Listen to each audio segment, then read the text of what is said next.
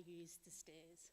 Seeing last time I came up here for anything formal, I did a face plant, so thank you for whoever built the stairs. Saved my embarrassment.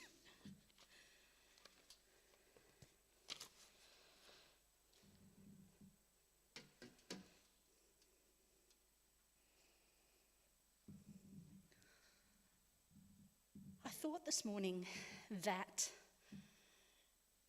we've, as a church, have launched into this new model of doing leadership. And Katie's been around for a very long time, and a lot of you know Katie and a part of her story. And I'm sure some of you are going, who's this other person that we've said yes to? What's so special about her? Nothing, but that's a different matter. So I thought this morning that I would give you a little bit of my story and where I've come to and how my journey has brought me here, and who knows. So one of my favourite television shows is a show called The Amazing Race, where people go on an amazing journey. They go across the world, they do amazing activities and adventures together, and they do it as a pair. So I thought that the analogy of a race was pretty apt. It was a pretty good analogy. So I thought today I would take you on my race. So the first thing you need in any good race is a map. Now, for me, that map has been the Bible and the incredible words of wisdom and insight that have come from that book, that have guided me across many years. Your word is a lamp that gives light wherever I walk, and it's so true. But there's always a starting point with every journey, and each of you have a starting point. Now, I could do in the beginning, God created the heavens and the earth, and I think as a kid, I was probably guilty of asking my parents what it was like being on the ark, assuming they were on the ark, but they weren't. So let's skip through a few generations, maybe a lot of generations, until we come to my parents on their wedding day in November 1969 in New South Wales on the Central Coast. So Central Coast, halfway between Sydney and Newcastle. When I was a kid, I lived on my grandfather's dairy farm. He sold that business, but my parents were able to subdivide off a portion of that land, and we stayed until I was 29. I came and went. My parents stayed there until I was 29. We then move on to the early part of any good race. Now, I was the last addition to my parents' family. I have an older brother and an older sister. And as you can see, I was as adorable then as I am now. Not. I was truly blessed to have two awesome, incredible parents who weren't anything flash. They weren't Nobel Peace laureates. They weren't amazing doctors. They were just amazing parents and amazing people. And I was incredibly blessed. They had an incredibly strong Christian faith and were active in our local church. Their commitment to our church was outwardly focused, as much as at times they would have to admit that it nearly did their head in. They were active in the local housing commission. Do you Victorians understand? Yeah, okay. And were amazing supporters of families in in those communities. The early years, this passage always rings true. Love the Lord your God with all your heart, with all your soul, and with all your strength. These commands I give you today are to be on your hearts. Impress them on your children, in my case, me. Talk about them when you sit down at home, when you walk along the road, and when you lay down and when you get up. My parents didn't talk about their faith, they lived it. And that example was amazing. Now, again, those early years, my early years were a contrast. My home life was pretty cool. I had parents who loved me. I attended a church that embraced me and supported me, to the point now when I was praying and considering about whether I should even apply for the role here. I actually got together a group of people who I loved and trusted, and I said, please pray for me. And two of those people were people that actually went to visit me in hospital when I was born, and they have maintained a relationship over 47 years. And they are invaluable relationships. So church was an amazing place to be and incredibly supportive.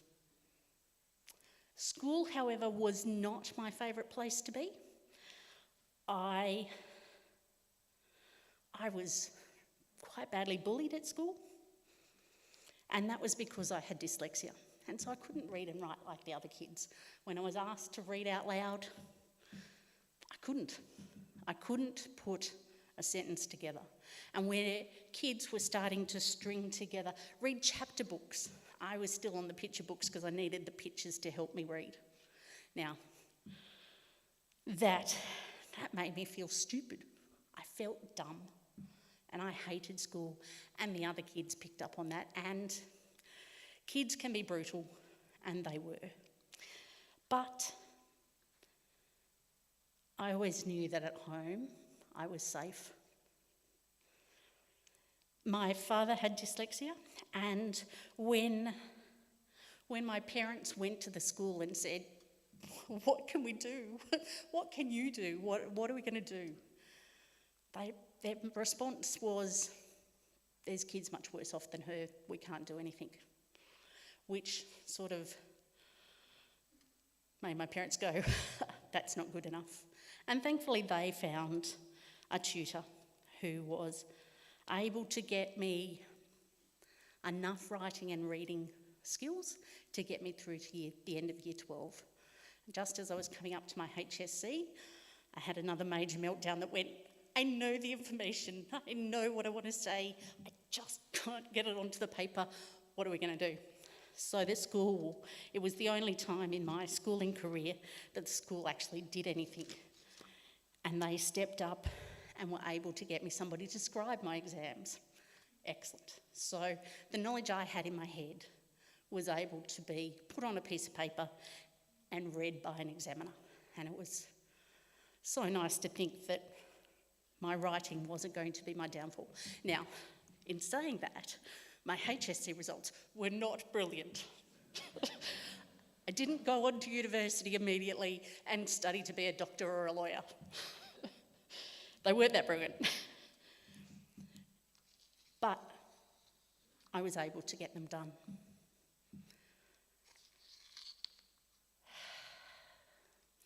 So we need to take a step back. I've got through to year 12, but we need to take a step back. And in any good race, you need to be committed.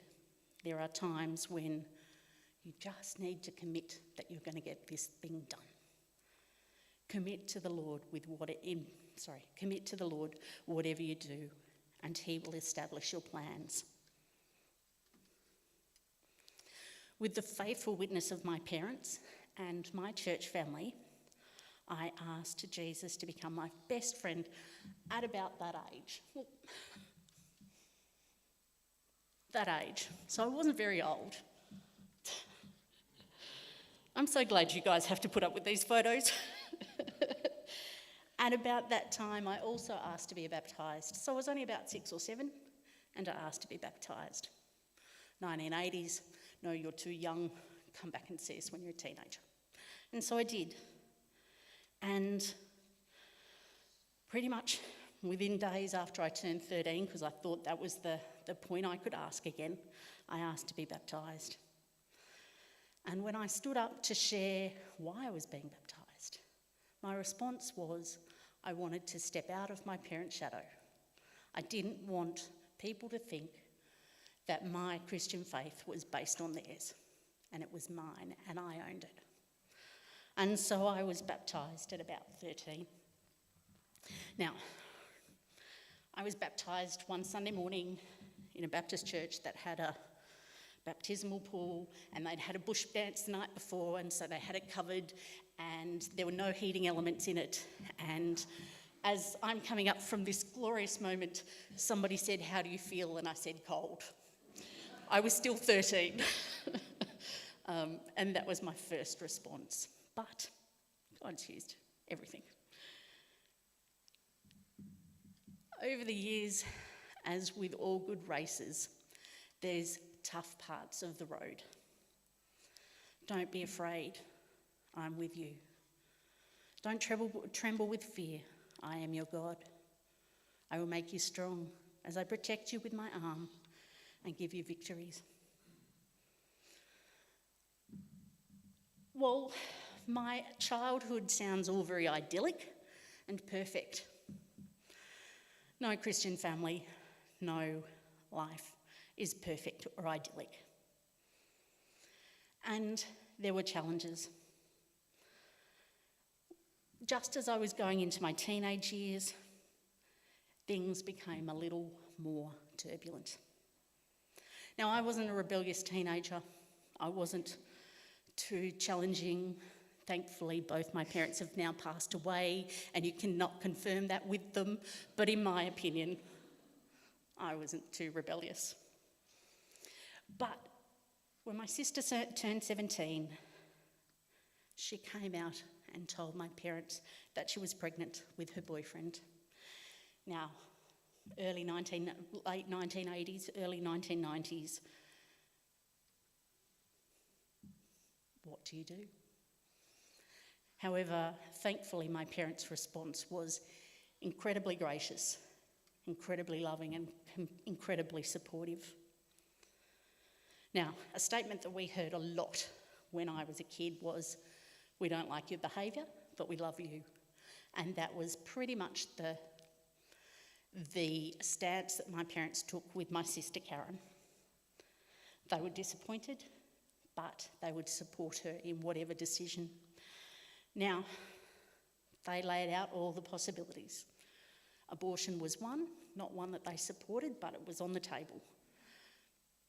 Adopting the baby out was another. Adopting the baby themselves, my parents were willing to adopt the baby themselves, or supporting my sister and now brother-in-law. He wasn't brother-in-law at the time, but brother-in-law, to look after this baby. And I am eternally grateful that they decided that they would look after this baby. And it was a huge challenge, 17-year-old having a baby. My sister bravely or insanely, yet to work out which, sat her HSC, which is her VCE, 10 days after my nephew was born. So she did year 12 while heavily pregnant, which I admire. She has been incredibly patient and gentle and loving with her children. Now, 9 months later, my sister and her then boyfriend, now brother-in-law, got married, and they've been together for the last 31 years. I don't think If Karen were here, she would say it's always been easy, but they are still together. And they brought forward their wedding by a few months because Karen announced she was pregnant with bub number 2. But that's okay. They were all living in our typical family 3-bedroom home. So by the time my sister and her children moved out, my 1-bathroom, 3-bedroom house had my parents, myself, my sister, my brother-in-law, and their 2 little babies, all living in our house. It got a bit cramped, but I knew no different. It was fine. There's also challenging parts. There's rough parts, there's challenging parts. For I know the plans I have for you, declares the Lord. Plans to prosper you and not to harm. Plans to give you a hope and a future. During this time, while all of this is going on, it also included my brother and his wife getting married. So within the space of 2 years, I went from having the nuclear family of mum, dad and 3 children to having mum and dad, a brother and a sister-in-law, a sister and a brother-in-law, and a niece and a nephew. So my family grew and I'm not coping and this is all going on and I'm 14 and my head's twirling and I didn't need to be rebellious. I could have everybody else do it around me. I just had to survive. And it was during this time I went to a camp and it was in Brisbane and it went for 10 days. And one of the themes of that camp was purity. And I'm sitting there thinking there's something wrong with this message for me. There's something wrong. This picture, there's something wrong. And it was then that I told somebody that I had been raped and sexually abused over an extended period of time. But the real challenge in that was the person who did it was my brother. So here's my ideal family being thrown around again. Talk about washing machine effect. That was what it felt like. Now, I didn't want to tell my parents, had no desire to tell my parents. My parents were dealing with so much more. And I didn't want to add to their burden. And a good friend who was a psychologist who I happened to be seeing said, you can't do that. You've got to tell them. And if you don't tell them by 9 o'clock tomorrow morning, I will. I'm thinking, no, this is not how it goes. But they had to find out somehow. And I wanted it to come from me. And so I went home and I got my mum and my dad and my 9.5-month pregnant sister, as I said, not perfect timing, and my brother-in-law, and we sat down and I told them. And there was silence. You could hear the shockwaves just reverberate around our house. At no point did they ever not believe me, which I now work with kids whose parents are in denial. It's not good. But my parents believed me from that first statement, which was incredible and such a blessing. But they were left juggling. How do I love and support my daughter while also, what do I do with Colin? What do I do with my son? And so they're stuck in this. Where do we go? Again, my parents, much to my disgust, because it wouldn't have been my response, but I was not the right one to be making the call. My parents' response was, we hate what you've done, but we love you. Which, as I said, I didn't agree with. I may have had ulterior motives, but that was their response, and it continued to be. Life was interesting. There was much going on. And I think it shaped, no, I don't think, I know it shaped who I am today and what I am passionate about working with kids who are in need, working with any kids, working in a church because that's where support comes from. I was changed, but life went on. There's detours.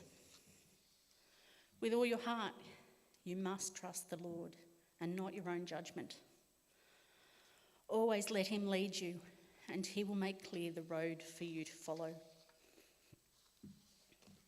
I'm looking at my phone because it's got a timer, because I told Katie I'd go for 25 minutes. Detours along the way. As I said, life had changed. There was so much going on. But life settled. During my teenage years, I had a really beautiful, friendly, gentle, loving boyfriend. And he was incredibly lovely.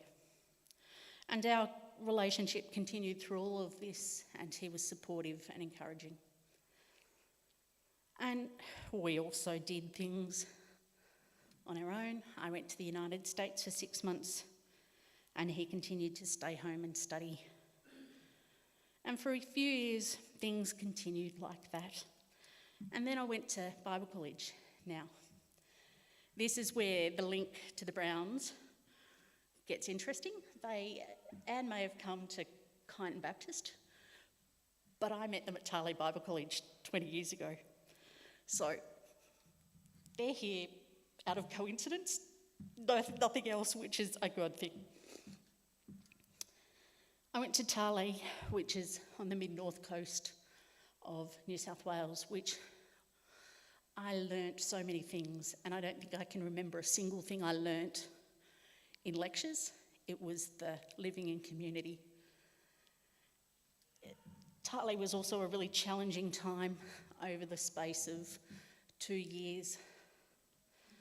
I had a good friend from church who was only 28 die, leaving behind a 2-year-old and a husband. Warren, my boyfriend's aunt, was murdered by her partner in front of their 3 young sons. And a precious uncle of mine died. It was really hard work to be learning all of the head knowledge that we can trust in God, but putting it into my heart and making it real was real challenging. But God is in everything. During that time, Warren and I started talking about getting married. But we were both grieving the loss of really important people and decided that wasn't the right time.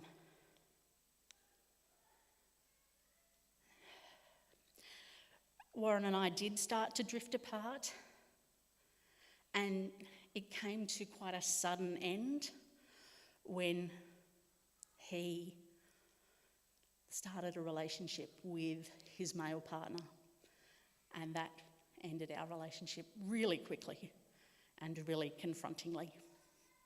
But the Lord was in it. When a few years later, I went to a church planting college on the Sunshine Coast, where I met another young man. Now, Alfie was lovely and had a heart for serving God and the kingdom, and he came from Papua New Guinea. And my parents when I rang them up on Mother's Day at midnight, and without a lot of talking about Alfie, and without them having very much knowledge, and said to them, "I'm getting married," they didn't take the news well. My parents' image was I'd be living in a grass hut with pigs and chickens running in and out the door, and I would be in the Central Highlands, and they didn't take the news well, which surprised me because my parents had been incredibly loving in lots of other decisions. But this one they really struggled with. And at one stage, my mother's declaration to me was, cut your losses and run. And I was heartbroken. I thought, A, this is not supportive, this is not helpful, and B, this is not what I expected from you at all. But that was where they were at. Now, many years later, both of them apologised for those comments, but that was their thoughts at the time. I, because of my experience with my brother, also had a whole pile of self-doubt, and through no fault of Alfie's, I didn't trust him, but I didn't trust anybody. So he just happened to be the one that wore the consequences. I didn't trust him. So that I didn't trust him, and my parents' response, I broke off the engagement.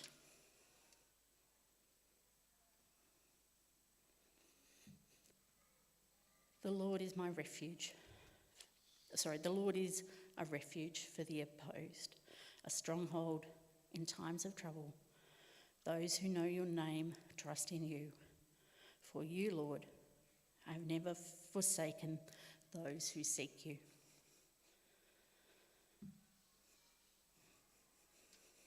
The breakdown of my relationship with Alfie and my experience with Colin led to quite a significant case of clinical depression. And I hid that for a long time from my family and friends. Nobody knew. I went out, I put on the happy face, life was good. But inside was so not like that. I got to the point of coming up with a plan, and I'm now working with kids who have mental illnesses, and one of those warning signs is, do they have a method, do they have a timeline? And I had both of them. I had a plan. But I didn't get there, obviously. But I did decide in my very warped mindset that I would leave. I would run away, and my parents and family wouldn't have to worry about me. That would be the solution. And I did. I packed up my bag one Sunday morning. Mum had gone to work already, and Dad wasn't out of bed ready for church, and we went to 2 different churches by this stage. And I packed up my bag, and so my parents thought that I'd spent one Sunday afternoon with friends from church where what I'd really done was leave. I had not much, but I left. And what I did do, which I regret to this day, was leave a goodbye note on my bed. And my parents didn't find that goodbye note because they just assumed when they went to bed at 8:30, because they went to work at 5 o'clock in the morning, that I was still with friends, and so didn't realise that I was gone until 5 o'clock the next morning. And they went outside and said, well, Jan's car's not here. Where is she? So they went in, checked my bed, and found this letter. And this letter was read by them as a suicide note. And I so badly regret that, but I did it. And by this stage, I'm halfway to Mackay. I've got friends in Mackay, but I got to the Sunshine Coast and went, nobody cares, they're not going to care, I'm not going there. And from Mackay, from the Sunshine Coast, I was heading to Western Australia. Couldn't think of anywhere further away, and I was going to Western Australia. That was the plan. Now I got to Gawler, which is north of Adelaide in South Australia, and the deputy principal of Tarlee Bible College, the Bible college I attended, lived in Gawler at that stage. And she was my mentor during Bible college. And so I thought, okay, maybe I should act a little more rationally and I'll go to her. But she hadn't realised what was going on, and her statement to me was, "I've got friends coming for lunch, can you come back at 4 o'clock?" She had no idea that I had come to her place because I didn't know what I was doing. And she said, "Come back at 4 o'clock."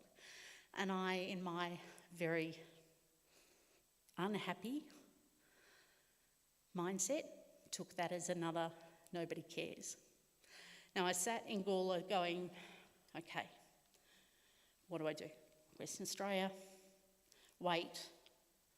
I had friends who lived in the Yarra Valley, who I went to Bible college with. There's a theme here. What do I do? And I spent a few hours going, what do I do? So I decided that I'd act rationally. It was about the first rational thing that I'd done. And I would go to the Yarra Valley and I would be with them. And I turned up a day or two later, and the first declaration, because by that stage, Terry and Malcolm, my friends in Yarra Valley, had got the message that if you see her, make her stop. And their first statement to me was, "Have you talked to your parents?" And I said, "No, and I don't want to." I didn't think, after everything I'd put them through, I didn't think they'd ever want to see me again. Now, she quietly went off and called my parents and said, "She's here, she's alive, she's safe. She can stay here as long as she needs to." Now, I did call my parents, and my parents did say, again, "We're so disappointed you didn't tell us what was going on, but we love you, come home." And I did.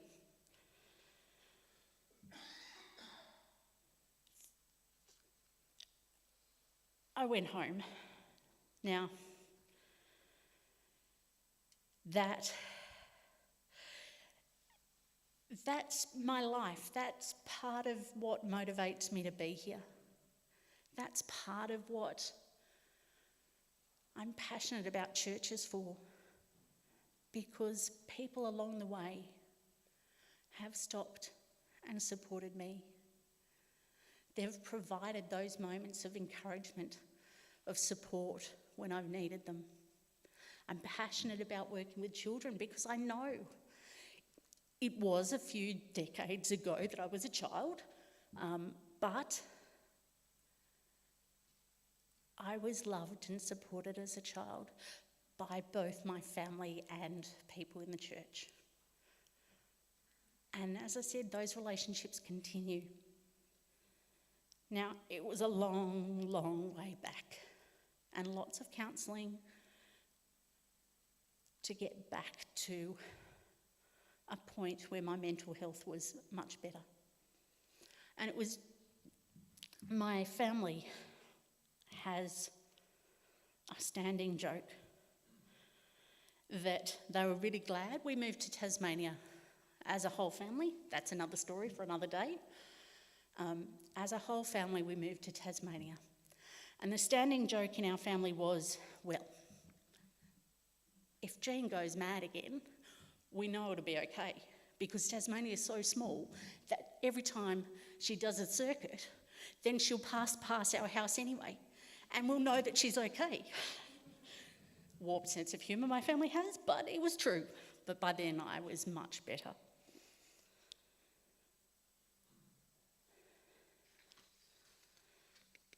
Now, I've shared a whole pile of challenges, but in my life, there's been some amazing mountaintop moments.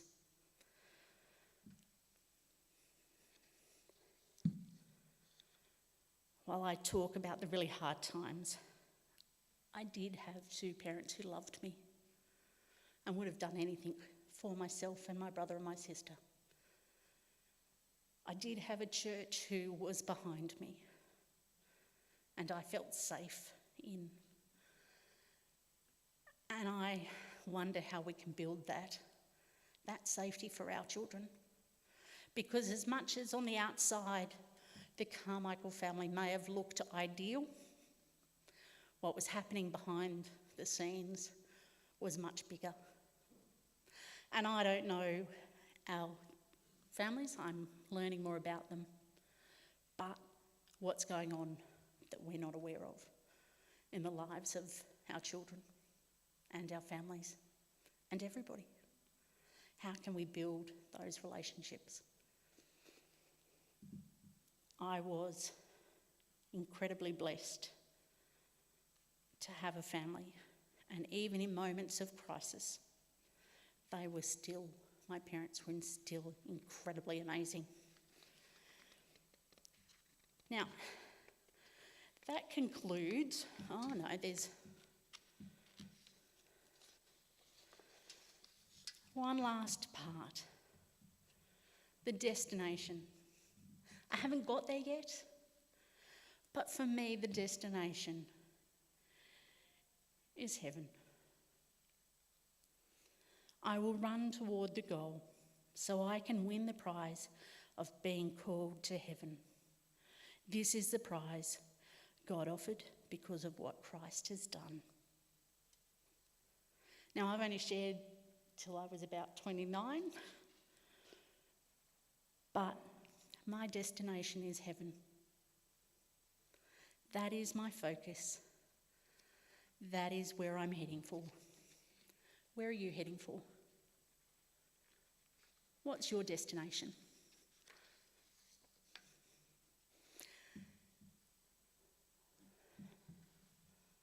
The final. Do you want to? Now, this is my sister and my mum, a few years before my mum passed away. And when I was putting together this message, I sent this photo to my sister and said, I'm going to put this in my message. Is that okay with you? And she came back and said, yeah, fine. So, Karen, if you're watching, serve yourself right. We're all in our own race. And I didn't share my story to get pity or to make you feel sorry for me. I shared it so you would have 3 takeaways. 1, what are you using as your roadmap? Is the Bible the critical part of your Christian walk? 2, we all experience challenging times. It's what we do with them. What do you do when you experience challenging times? Who do you turn to? And finally, what is your destination? Where are you heading for?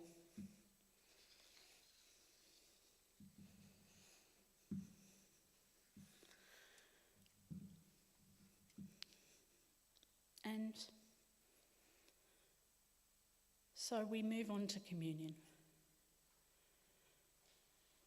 And we read this passage often. For I pass on to you what I have received from the Lord himself. On the night when he was betrayed, the Lord Jesus took some bread and gave thanks to God for it. Then he broke it into pieces and said, "This is my body, which is given for you. Do this in remembrance of me." In the same way, he took the cup of wine after supper and said, "This cup is a new covenant between God and his people, an agreement confirmed with my blood. Do this in remembrance of me as often as you drink it." And the critical part for today is, for every time you eat this bread and drink this cup, you are announcing the Lord's death until he returns. And again goes back to, what's your destination? Where are you heading for? God gave us communion so that we could repeatedly and ongoingly remember his sacrifice. We could remember what he had done for us and to encourage us to continue to move toward our destination of heaven. I'd like to invite the people who are sharing to come forward.